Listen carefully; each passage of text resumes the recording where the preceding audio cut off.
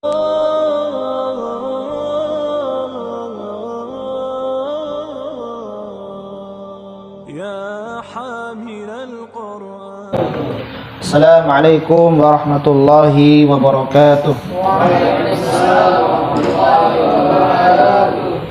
Alhamdulillah, alhamdulillah hamdan katsiran tayyiban mubarakan fih kama yuhibbu rabbuna wa yarda. Allahumma salli wa sallim wa barik ala nabiyyina wa habibina wa syafi'ina Muhammadin sallallahu alaihi wasallam wa ala alihi wa sahbihi wa man tabi'ahum bi ihsanin ila yaumiddin. Alhamdulillah, segala puji bagi Allah yang telah memberikan kita kesempatan untuk berkumpulnya kita di majelis ini. Kita berharap agar Allah Subhanahu wa taala selalu memberikan hidayah dan taufiknya serta keistiqomahan kita terhadap majelis ilmu. Amin ya rabbal alamin. Sallallahu alaihi wasallam tercurahkan kepada Nabi kita Nabi Muhammad sallallahu alaihi wasallam, begitu pula pada keluarganya dan para sahabatnya dan siapapun yang mengikuti sunnah beliau. Dan kita pun berharap agar kita mendapat syafaat beliau di yaumul qiyamah kelak. Alhamdulillah, saudara Al-Fatih Allah muliakan. Untuk kesempatan kali ini kita membahas surat Asy-Syams. Al-Lail kita lewati karena di sini ada kisah menarik. Nah, semoga kisah ini menjadikan kita lebih taat kepada Allah dan Rasulnya. Surat Asy-Syams ini tergolong dalam surat Makkiyah. Ya, dinamakan surat Asy-Syams karena memakai kata di awal daripada ayat pertama, ya. Wasyamsi waduhaha. Artinya apa? Wasyamsi waduhaha. Demi matahari dan cahayanya, cahaya duhanya, ya, cahaya paginya. Yang waktu duha berarti waktu ya, pagi hari. Ya. Keistimewaan daripada surat Asy-Syams. Ya, Mu'adz bin Jabal sedang menyemai sholat dan kemudian membaca surat yang agak panjang, surat Isya. Ya. Akan tetapi ada satu makmumnya ini, ya, itu pergi, alias sholatnya belum selesai, dia mundur dan melanjutkan untuk sholat sendiri. Ya, jadi ini juga boleh dilakukan kalau memang doruri posisinya. Seperti kita sedang menjadi makmum, ya, sedangkan imam bacanya panjang sekali, sedangkan kita dalam keadaan doruri. Contoh di bandara, ya, nama kita atau penerbangan kita sudah disebut, ya, harus check-in segera. Nah, ini tentunya harus disegerakan sholatnya. Yang kedua, ada sakit yang sangat-sangat tidak tertahankan, yang sebetulnya sebentar lagi sholat kita selesai, bisa lepas daripada imam dan niatkan sholat sendiri. Ya. Nah, ini ada orang yang begitu tatkala Mu'adz bin Jabal sedang imam. Lalu gara-gara itu tidak terjadi cuma sekali, ya, beberapa kali. Akhirnya Mu'adz bin Jabal ketika melihat orang ini mengatakan, orang ini adalah orang yang munafik. Ya, orang ini adalah orang yang munafik. Lalu orang ini, ya, mendengar kata Mu'adz bin Jabal mengadukan perihal itu tersebut kepada Rasulullah. Lalu Rasulullah menegur daripada Mu'adz bin Jabal bahwa, wahai Mu'adz, ya, seandainya kau sholat, jangan membuat fitnah di antara kaum. Maksudnya adalah membaca panjang, ya, tatkala sholat Isya. Jadi sholat Isya itu tidak terlalu panjang, dalam artian tidak memberatkan daripada makmum. Ya. Nah, kemudian apa yang disarankan oleh Rasulullah untuk Mu'adz bin Jabal dalam membaca sholat tersebut? Ada salah satunya ini, surat Asy-Syams, ya. Kedua, surat Al-Lail, ya. Ketiga, surat Sabbihisma Rabbikal A'la, Al-A'la. Jadi kalau Isya, ya, kurang lebihnya bacanya sepanjang itu, ya. Maghrib lebih dari itu pendek. Makanya kalau Maghrib ada surat yang sering bilang Al-Kafirun, ada surat Al-Ikhlas. Kenapa kok di dalam hadisnya Rasulullah terkadang menganjurkan membaca surat ini di dalam surat ini dalam surat ini? Karena memang Rasulullah mengetahui, ya, kebutuhan umat itu tidak sama antara satu dengan yang lainnya. Kadang ada yang kerjanya belum selesai, jadi tidak terlalu panjang, tidak memberatkan daripada makmum itu imam. Kalau kita lihat bagaimana surat Asy-Syams itu kira-kira berapa halaman? Setengah halaman. Berarti ketika kita membaca surat ayat yang lain, coba jangan sampai satu halaman. Berbeda lagi tatkala memang satu sistem yang menuntutkan untuk itu, seperti di pesantren atau di akhir Ramadan ingin menyelesaikan Isya plus dengan tarawihnya, itu boleh ya. Tapi sistem-sistem yang sudah dibicarakan dan diobrolkan sebelumnya ya. Tapi ketika di masyarakat, apalagi masyarakat awam, antum dipilih jadi imam, ingat ya, tidak memaksa harus baca panjang ya, apalagi makmum yang sudah tua. Wah, sudah tua, antum bukan disenangi, malah wah ini bacanya panjang sekali, ini suaranya bagus ya. Yang ringan-ringan saja boleh, panjang kesepakatan ya, di pesantren atau di komunitas ya, komunitas tahajud dan lain sebagainya. Tapi kalau di masyarakat umum yang itu backgroundnya adalah macam-macam ya, sesuaikan ya, tidak harus panjang, tapi faqra'u ma tayassara minal Qur'an, yang ringan-ringan saja. Itulah daripada nasihat Rasulullah kepada Mu'adz bin Jabal. Ya, kemudian kita langsung membaca ayat pertama, wasyamsi waduhaha, dan demi matahari ya, yang cahayanya terang di pagi hari. Jadi di sini ada duhaha, talaha, jallaha, yaghshaha. Ini kembali kepada matahari. Kembali kepada matahari. Ini matahari yang cahayanya terang di pagi hari. Cahayanya nyanya matahari. Ya. Karena matahari ini adalah sesuatu yang besar dan Allah tidak pernah bersumpah kepada apapun kecuali sesuatu yang sangat penting. Contohnya apa? Walail, wadduha, wan nahar, apalagi? Wal fajr wal qamar. Jadi bersumpahnya Allah dengan sesuatu yang sangat penting. Ya, termasuk asy-syams ya. Di dalam surat Yunus, walladzi ja'ala syamsa diya'a wal qamara nura wa qaddarahu manazil lita'lamu adadas sinina wal hisab. Allah menjadikan ya, surat Yunus ayat 5, Allah menjadikan matahari, bulan itu beredar sesuai dengan porosnya dan cahayanya ini sangat bermanfaat ya. Dan cahayanya pula itu sudah biqadariha juga. Jadi sudah takarannya sudah pas. Ya, matahari kalau terlalu dekat, apa yang kita alami? Terlalu jauh atau bahkan tidak ada matahari, apa yang kita alami? Ya, jadi pas, tidak terlalu dekat, tidak terlalu jauh, dengan masa durasi yang sudah ditentukan. Coba 24 jam kena mataharinya berapa jam? Wah, itu tidak seimbang. Tapi Allah, nah inilah sesuatu yang penting. Potret belum lagi nanti beberapa yang disebutkan, ini penting-penting semua. Dan tatkala kita belajar sumpah di dalam Al-Quran ya, semakin banyak sumpah yang Allah jelaskan di suatu surat, maka semakin penting jawabul qasam yang kita harus ambil. Jadi ada qasam, ada jawabul qasam ya, ini jawab daripada sumpahnya Allah. Kalau atin, surat atin kita lihat ada berapa qasam di sana? Watin, wazaitun, watur, sinin, wahadan. Ada 4 sumpah ya. Sedangkan ini nanti ada beberapa nih ya. Kan kalau kita lihat ya, tafadhol. Sedangkan kalau kita lihat ada 7 sumpah dalam surat Asy-Syams. Wasyamsi wa duhaha. Kemudian yang kedua wal qamari idza talaha. Dan ada ya, geser enggak apa-apa, geser. Iya. Wal qamari idza talaha, dan bulan di mana mengiringinya. Ya. Jadi ya, mendekat nggak apa-apa, mendekat aja, mendekat. Ngumpul di sini aja, iya. Nah, biar tidak terlalu jauh. Jadi matahari ya, itu tengah, kemudian yang ngelilingin apa, Bu? Bumi. Nah, di bumi itu ada satelit yang namanya bulan. Nah, ini juga penting bulan ini. Jadi bulan nanti juga akan menghitung daripada waktu-waktu kita di bumi. Nah, ini sumpah yang kedua.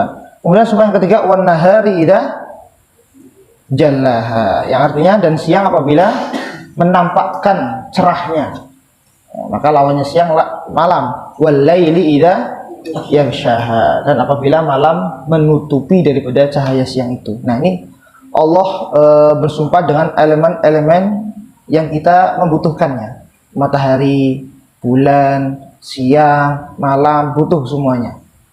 Ya. Kemudian selanjutnya was-sama'i wa ma banaha, dan langit dengan pembinaannya, dengan di situ pembinanya. Jadi ahli tafsir membedakan, ada dua pendapat. Yang pertama adalah dan langit ya beserta isi-isi di dalamnya. Berarti apa saja isi langit? Bintang ya, terus kemudian apa itu? Banyak ya langit-langit, ada awan, ada apa dan lain sebagainya ya. Lapisan-lapisannya itu.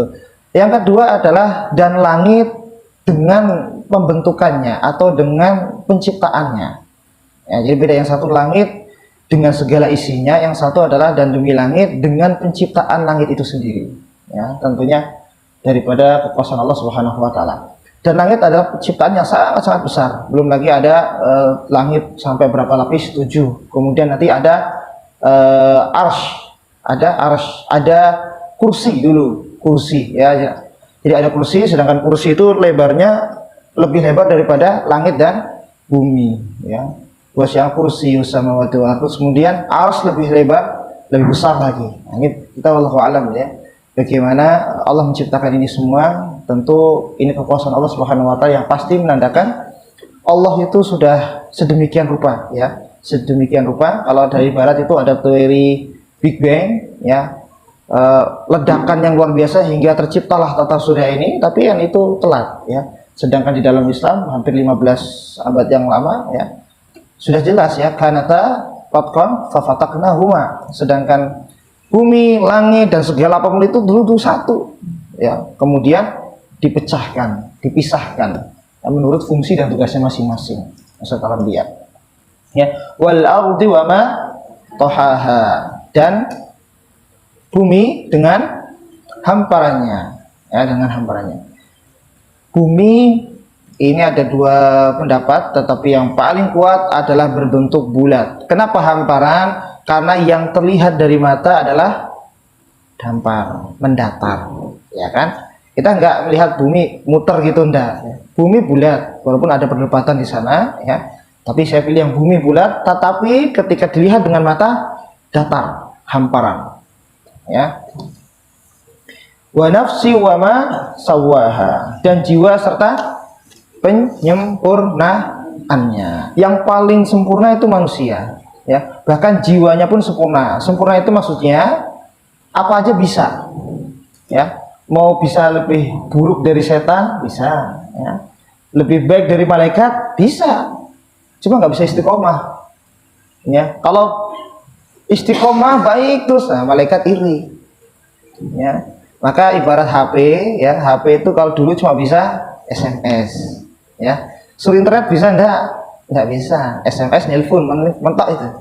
Tapi kalau Android, nah, antum cari yang paling baik di sana ada enggak? Ya, cari yang paling buruk di sana ada enggak? Ya, kalau pas nelpon tulalit nggak bisa, mau gambar aja enggak. Nah, manusia seperti itu ya, sempurna. Maksudnya apa? Ada fitrah baik, ada fitrah buruk. Maka ayat setelahnya adalah qad aflaha man wa qad khaba man. Ya, sebelum itu ada ayat apa? Fa'alhamaha fujuraha. Allah mengilhamkan fujur. Apa fujur? Dosa, keburukan. Wa taqwaha, dan ketakwaan. Jadi ada fujurnya, ada sisi fujurnya, ada sisi takwanya. Ada sisi fujurnya, ada sisi takwanya. Nah, nanti kita tinggal yang memilih ini, ya. Karena tapi sebetulnya ketika kita melihat manusia, biarpun dia tidak mengetahui, dia tahu sebetulnya hal-hal yang sudah menjadi norma-norma kebaikan dan keburukan, walaupun dia belum belajar. Contoh, ketika orang membunuh orang lain tanpa sebab, ya, entah itu ditusuk, dipukul, ya, atau yang lainnya, pasti ya benak yang pertama kali timbul atau muncul dalam diri itu apa? Kebaikan atau keburukan? Keburukan. Biarpun dia masih kecil tahu itu buruk. Ya, karena itulah hati yang sudah disiapkan oleh Allah. Fujurha wa taqwa. Jadi kalau kita lihat dalam hadis itu Rasulullah bersabda, al-birru husnul khuluq. Sesungguhnya puncak daripada kebaikan adalah budi pekerti yang baik. Ya. Bagaimanapun ya, entah agamanya apapun, kalau budi pekertinya baik, orang melihat itu baik. Ya, karena memang itu kebaikan. Dan kita malu ya kalau kita ngaku Islam, kalau ngaku iman tapi akhlaknya enggak baik. Karena barometer daripada keimanan, keislaman adalah akhlak yang baik. Makanya albiru pakai alif lam. Albiru berarti kebaikan yang enggak terbendung. Kalau biru saja kebaikan masih umum, tapi kalau albiru kebaikan yang besar. Albiru husnul khuluq. Ya. Puncak daripada kebaikan adalah budi pekerti yang baik. Ya. Wal itsmu maha kafi nafsi. Ya, dan dosa adalah hal-hal yang kamu ragu di dalam diri kamu, atau dalam riwayat lain maha kafi sadri, yang ragu di dalam dada kita. Itu dosa cirinya. Jadi ada perbuatan, ada sesuatu yang kita ragu, itu itsm, itu dosa. Ya. Wa karihta ayyutalli alaihin nas. Yang kedua adalah dia tidak suka atau kita tidak suka perbuatan itu dilihat oleh orang lain. Itu ciri dosa. Yang pertama ya, itu adalah kita ragu dalam diri kita. Ya, ini kelihatan, berarti ada fujurnya, ada takwanya. Ya, kita tanyakan hati kecil, kalau ragu, nah ini berarti sudah kurang tepat ini. Yang kedua, perbuatan itu tidak ingin dilihat oleh orang lain. Kita malu oleh karena itu. Itulah tanda-tanda daripada perbuatan itsm atau dosa. Ya, qad aflaha man zakkaha wa qad khaba man dassaha. Dan sungguh beruntung orang yang mensucikan jiwanya. Ya, mensucikan jiwanya. Dari apa? Satu syirik, yang kedua penyakit hati. Ya, syirik dibersihkan. Ya, dengan mentauhidkan Allah. Ya, mencintai Allah. Ya. Walladzina takhadhu min dunillahi andada yuhibbunahum kahubbillah walladzina amanu asyaddu. Ya, banyak orang-orang yang mengaku cinta Allah tapi mereka juga mengambil ya perbandingan daripada sesembahan. Ya. Cinta dunia yang sangat berlebihan, nah bisa jadi Tuhannya dunia itu. Ya. Cinta pangkat yang berlebihan, nah itu Tuhannya itu, bukan Allah lagi gitu. Ya. Ya. Padahal kalau orang mukmin apa? Asyaddu hubba lillah, sangat cinta sama Allah dan melebihi cinta kepada dirinya sendiri. Ya, kepada Allah itu sangat maksimal. Nah, itu. Wa qad khaba man dassaha. Itu dengan tauhid yang kedua tadi dengan membersihkan hati dari penyakit-penyakit ghil, hasad, dengki, itu dibersihkan. Ya, dibersihkan. Nah, wa qad khaba man dassaha, dan sesungguhnya merugilah orang-orang yang mengotorinya. Mengotori dengan apa? Mengotori dengan subhat, ya, mengotori dengan syahwat. Ya. Subhat ini adalah hal-hal yang masih tabu, ya, hal-hal yang dilarang oleh Allah Subhanahu wa taala, ya, ikuti hawa nafsu. Nah, itu motori hati. Ya. Maka cara membersihkan hati ya baca Quran. Maka kalau Utsman bin Affan mengatakan, "Lau tahurat qulubuna lamma sami'a min kalamillahi azza wajalla." Kalau andai kata kita hatinya bersih, maka tidak akan pernah kenyang untuk membaca atau berinteraksi terhadap Al-Quran kalau hatinya bersih, kata Utsman bin Affan. Tapi beda lagi kalau baru 5 menit, 10 menit udah kurang betah ya, itu beda lagi. Ya, butuh dibersihkan hatinya. Ya, cirinya kalau kita wajilat qulubuhum, ya, idza dzukirallah wajilat qulubuhum, menyebut nama Allah maka hatinya bergetar. Wa idza tuliyat alaihi ayatu zadatuhum imana.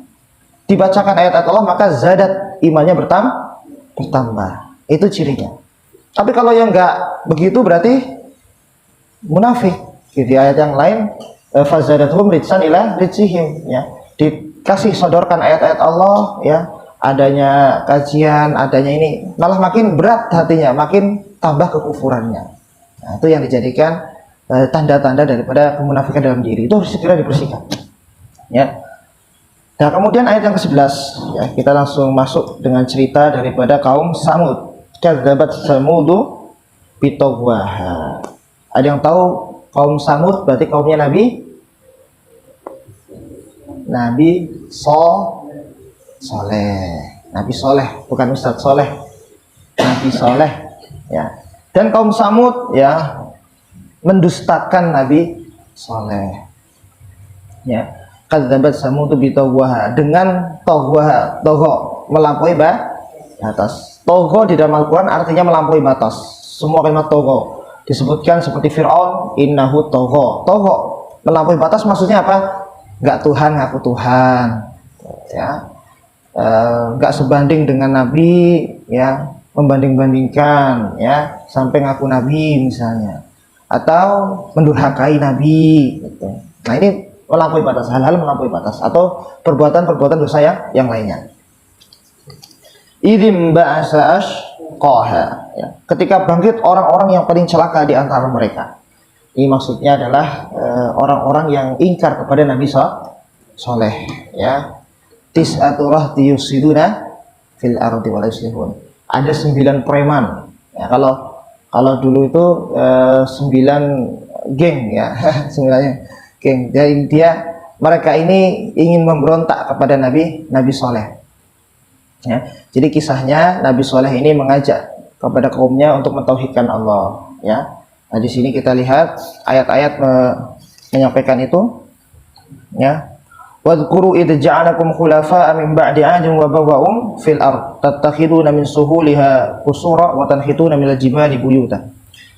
Ingatlah daripada kisah, ya, kaum 'Ad, ya, kemudian kaum Samud juga, ya, bagaimana mereka, ya, tinggal di pada bumi ini, ya, untuk apa ini?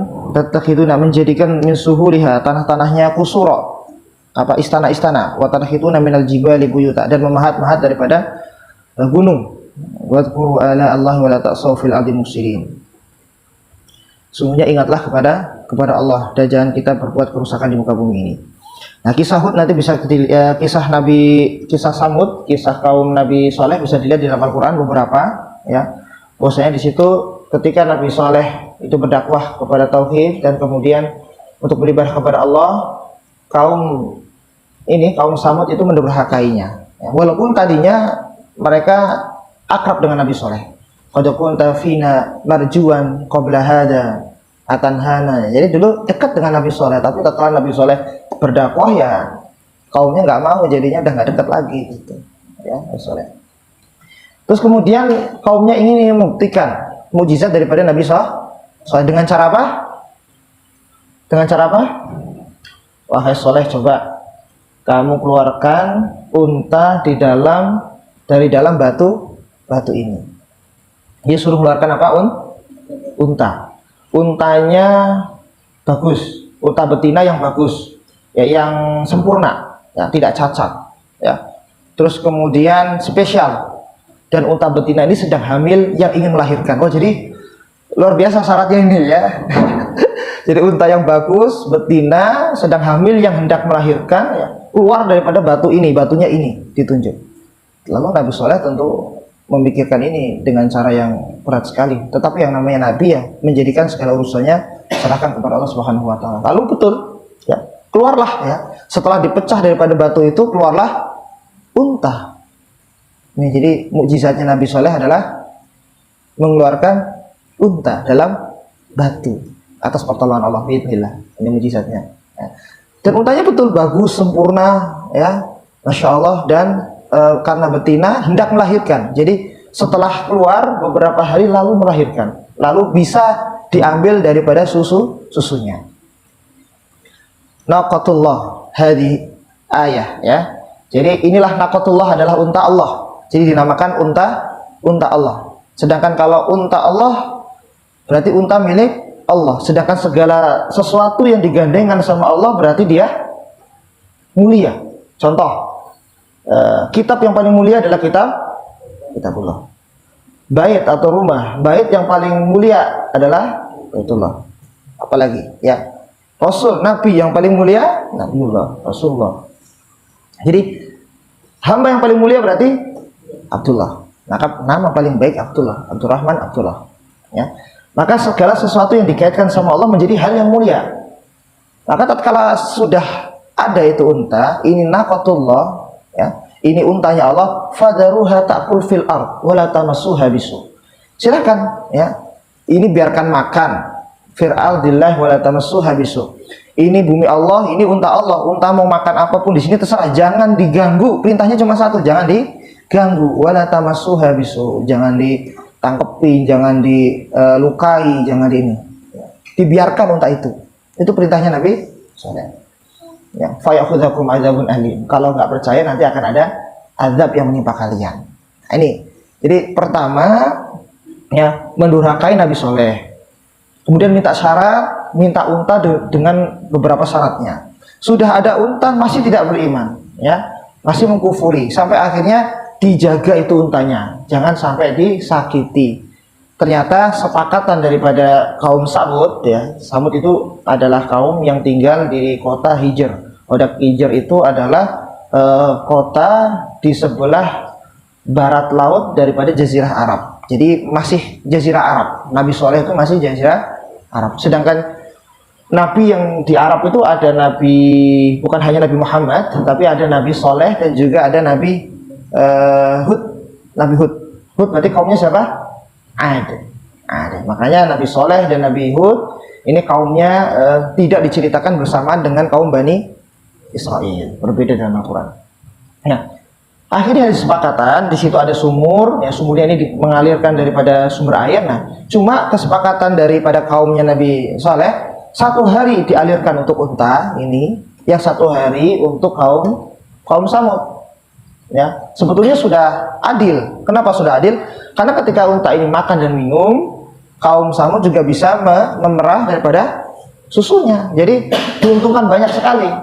Nah, maka di sini Tis'aturahtin itu adalah sekelompok orang yang kan di sini disebutkan ya. Ya, idzin ba'sa asqaha, ketika bangkit orang-orang yang paling celaka di antara mereka. Ini adalah 9 orang ini berkumpul. Ingin apa? Ingin menyelakai unta ini. Kenapa sih kita harus berbagi minum dengan unta? Nah, biasa orang munafik, ya. Sudah dikasih enak, mintanya lebih enak lagi. Ya. Jadi idzin ba'sa asqaha, bangkit dalam arti mereka menyediakan makar. Wa makaru makra wa makarna makra. Jadi mereka berbuat makar, ya Allah lebih jago berbuat makar.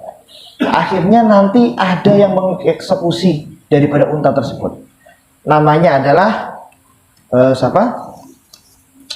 Gudar bin Salif. Gudar bin Salif, ya. Gudar bin Salif, ya. Yang membunuh unta 1, tapi yang kena azab 1 kaum. Ya. Jadi itu ya, kadang kita nggak bermaksiat gitu, tapi kalau kita mendukung maksiat ya mau nggak mau gitu. Karena nggak ada nahi mungkar di sana gitu. Ya. Jadi 9 orang ini kumpul, terus kemudian menunjuk daripada Gudar bin Salif untuk membunuh daripada unta tersebut. Ya, akhirnya dibunuh untanya itu. Ya. Walaupun dibunuh untanya, bagaimana Nabi Soleh? Masya Allah Nabi Soleh. Ya. Ini pasti akan diazab, karena apa yang dikatakan Nabi itu pasti terjadi nanti. Ba'dallah. Tetapi hebatnya Allah Subhanahu wa ta'ala, dikasih dulu waktu senang-senang. Tamatta'u fi darihim salasat ayyam. Suruh senang-senang selama 3 hari. Jadi itu luar biasa ya. Habis bunuh unta masih dikasih waktu untuk senang-senang. Tamatta'u. Jadi silahkan mau ngapa-ngapain itu silahkan. Tapi nanti hari keempat akan ada azab. Akan ada azab. Maka betul ya. Tatkala kita lihat hari pertama nggak tenang karena mau diazab. Hari kedua apalagi. Hari ketiga lebih-lebih. Ya, ini adalah kedurhakaan daripada kaum Nabi Saleh ini, kaum Samud. Ya. Akhirnya betul di hari ketiga ya ada azab suara yang sangat melengking di langit. Ya. Yang membuat telinga mereka ini tidak kuat, dan kemudian ada gempa daripada yang dirasakan kaum Samud, ya, hingga kemudian mereka meninggal serentak. Itu kedurhakaannya. Tetapi orang-orang beriman, mereka ada di sana, mereka ada di sana, tetapi diselamatkan oleh Allah Subhanahu wa Ta'ala. Orang-orang yang beriman. Nih, fa'akhadathumur rajfatu fasbahu fi darihim jasimin. Lalu gempa yang dahsyat menimpakan mereka. Fasbahu, dan mereka menjadikan fi darihim jasimin, ya, rumah-rumah mereka bergelimpangan, ya. Karena apa? Fa'akaru naqata wa atau an amri rabbihim. Mereka menyembelih daripada unta itu tadi, ya, unta yang harusnya dilindungi, naqatullah, malah mereka sembelih. Ya.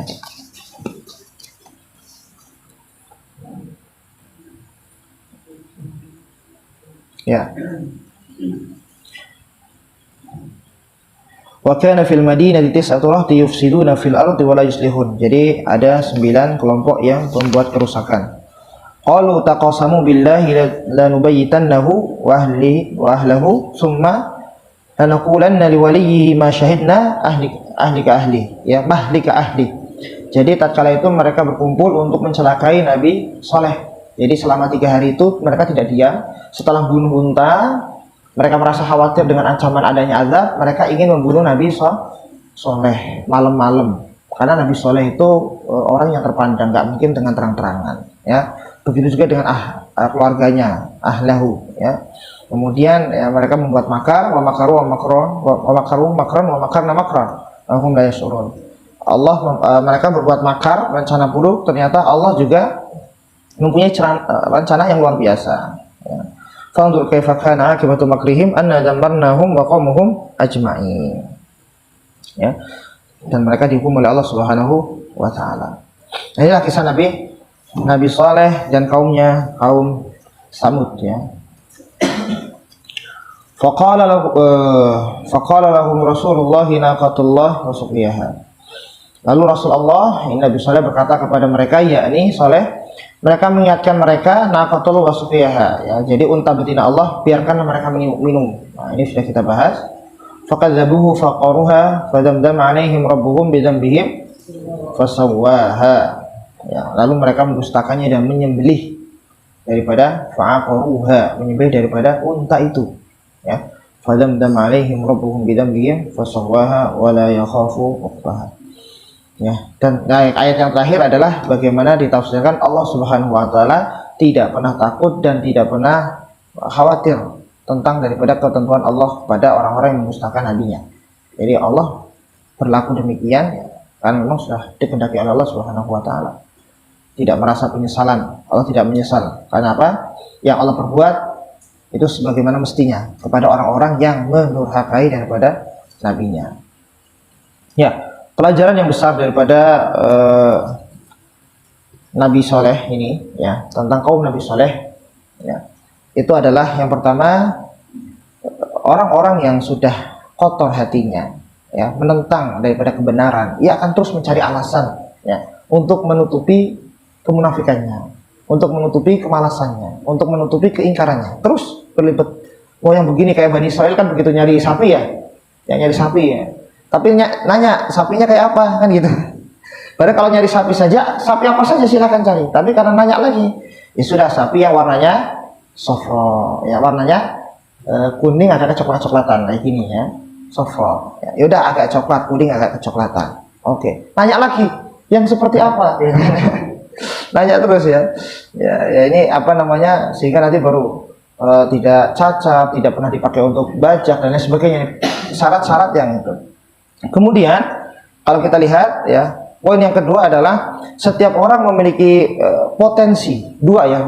Jadi pertama, orang itu bisa melihat kebenaran dan keburukan, sudah bisa melihat, ya, kebaikan dan keburukan. Ini sudah diilhamkan oleh Allah, fa'alhamaha. Ya. Kemudian yang kedua, ada potensi, memang ada potensi. Kalau yang pertama memang bisa melihat, ya, oh ini baik, ini buruk, ya. Yang kedua adalah potensi itu ada. Potensi baik dan potensi buruk. Kalau manusia baik terus, kira-kira ada nggak? Nggak ada. Kalau begitu malaikat iri, ya, kayak malaikat dong nanti, ya. Apa? La ya'sunallah ma amarohum wa yaf'aluna ma.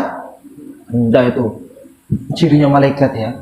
Nggak pernah bermaksiat kepada Allah dan terus, ya, melaksanakan apa yang menjadi perintahnya. Itu malaikat dah. Jadi kalau hafiz rajin terus, nggak mungkin bisa. Malaikat pasti iri, ya. Ya. Tapi manusia itu memang sempurna itu bisa buruk sekali, bisa baik sekali. Nah, tinggal kitanya ini, ya. Kalau mau jadi buruk, wah, lebih buruk daripada iblis. Ya, kalau iblis masih mengakui siapa? Allah.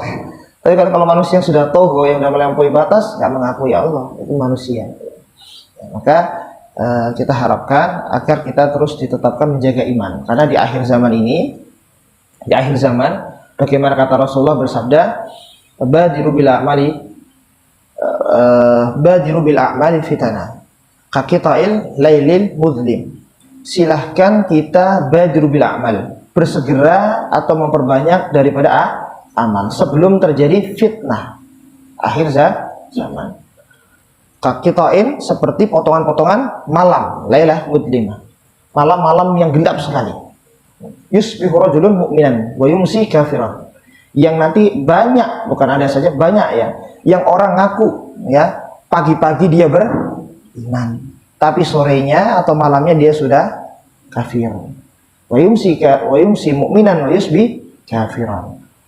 Sorenya, malamnya ngaku beriman, paginya sudah kafir. Apa sih sebabnya? Yubayyuna dinahum bi'ardin minad dunya. Ya, mereka menjual daripada agama mereka dengan dunia. Ya. Ini karena dunia bisa menyepelekan. Jangan menyepelekan, karena dunia bisa kekafiran, itu sangat rawan ya. Semoga Allah Subhanahu wa taala memberikan keistiqomahan, menjaga keimanan ya. Ya, kita akhiri. Alhamdulillahirabbil alamin. Subhanakallahumma asyhadu an la ilaha illa anta astaghfiruka wa atubu ilaik. Qul qouli hadza astaghfirullah lakum. Assalamualaikum warahmatullahi wabarakatuh.